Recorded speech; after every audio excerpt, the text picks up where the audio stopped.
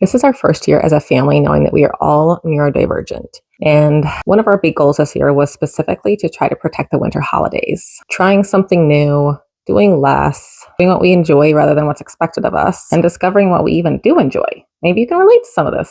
Hi there, I'm Sarah. I'm autistic and have ADHD.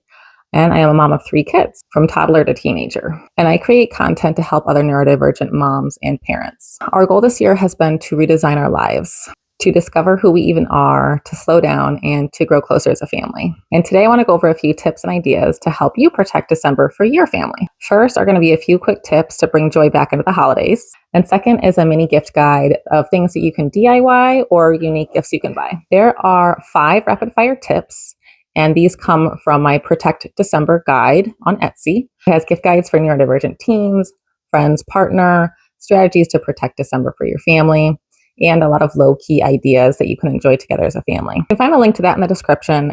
First off is to expect a few challenges as we move into the winter months. Even simple things like adding more layers and having to take more layers off when you're going outside, it's going to take away from some of your energy. Then we have things like less daylight and daylight savings time, which can trigger some seasonal depression, which may strike at this time of year. Now, these things might seem obvious, but sometimes when we're so busy and just running along in life that we can kind of forget these things can happen until we're caught unaware. So just try to slow down a little bit, rest more, and put some more comforts and lights up in your home. Second is to try to keep your routine as much as possible and your kids' routine, even with things like Christmas parties or tree lightings, or even just on the weekends. It helps you feel a lot more centered, and it helps your kids feel a lot more calm and centered as well. Third is to explain to your kids and to those that you're going to be visiting that they don't have to hug anyone. Lack of control is a big issue for us neurodivergent people, and kids have even less control. You can help them understand that their body is theirs and that they don't have to hug or kiss anyone at these Christmas events. Number 4 is to decorate your house slowly and only as much as you want to. It's not a race. You don't have to deck everything out. We actually ended up doing lights outside or on my kids' playset instead of trying to decorate the front of our house like most people do.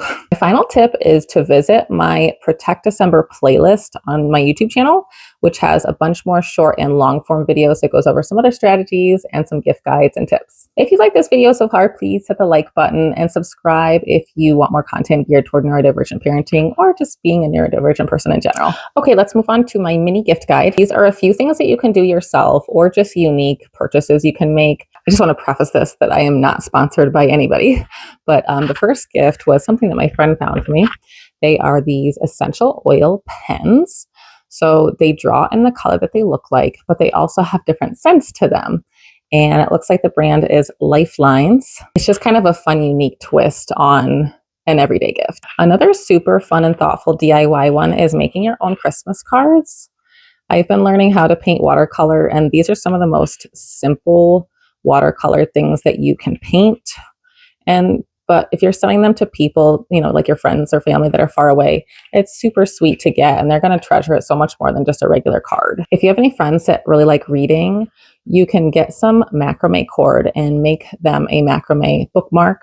I did this for my one bookish friend, and she really enjoyed it. And macrame is super easy to learn. It's honestly just doing the same type of knot over and over again. And then you can add things like beads to it as well. A really great gift for friends who love to read is a blind date with a book. This was something that I saw on another guide, and it's essentially a wrapped up book, and you get to pick what genre. And there's little clues on the outside as to what the book might be, but they don't know what it's going to be until they open it. I found one of these on Etsy for my friend, and it ended up being a really cool book. So I will link that person's Etsy down below. Another super great gift is a puzzle.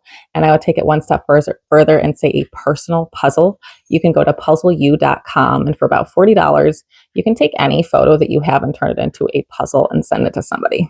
My next one is Muckluck socks. I think I first found Mucklucks when I was at a thrift store maybe. And they have slippers, but they also have super cute socks. They have them for girls. Oops. These are just super cute to wear around the house. I have some other knee-high ones that I got. And then I also ended up buying some for my husband.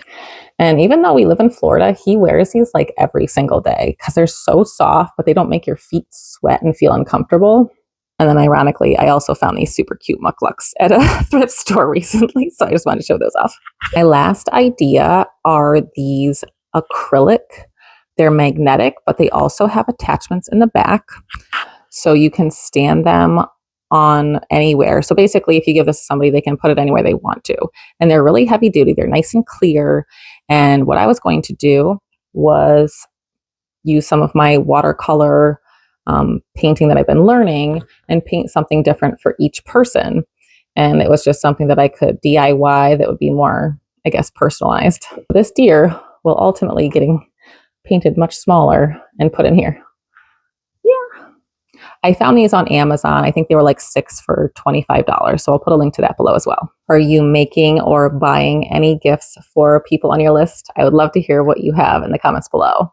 Most evenings this month, we've been playing games, doing puzzles, painting, or having bonfires. These low-key activities in the evenings are so enjoyable when you're a very busy and drained neurodivergent parent. So I hope that this mini guide was useful for you today, and I'll see you again next time. Thanks. Bye.